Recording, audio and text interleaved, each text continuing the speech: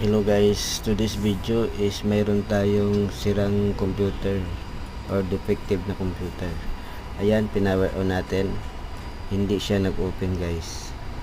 Kaya ayan, i-check natin to kung bakit hindi siya nag-open ang monitor. So ayan, sa monitor makikita natin na wala. So ang unang gawin natin guys is i-open yung CPU, yung cover. Yan. Nakikita natin na grabe ang alikabok, sobrang dumi sa loob guys. So possible kaya ito ang cause ng hindi niya pag-open. So malalaman natin yan. So ang una natin gawin is to force shutdown.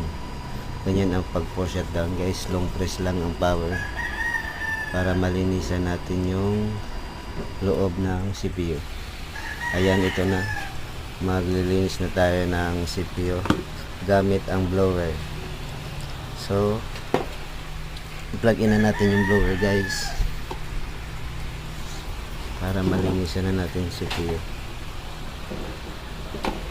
Ayan, lagay ko lang yung CPU. Mahirap mag video guys na ikaw rin yung magtatrabaho, wala tayong taga video is baguhan lang po tayo naggawa ng mga tutorial.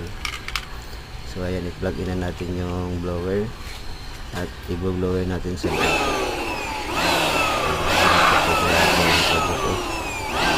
Nagliliparan ng mga tubig.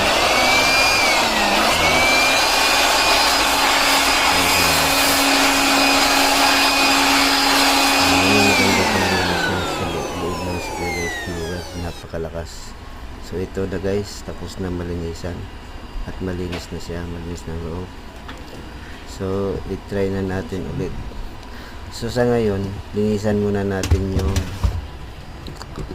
memory guys, linisan pati memory bago natin isaksak. So yan, tatanggalin natin yung memory. Yan, yung pagtanggal ng memory, i-push mo lang yung lock. So para malinisan natin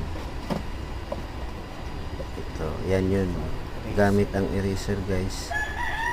Hagurin mo lang yung kulay gold sa memory na part para malinisan. Yung kumintab siya ulit gamit ang eraser ng pencil o ano mang mayroon dyan na panglinis. So ito, ibabalik na natin, na power on na. Ayan na, mayroon na.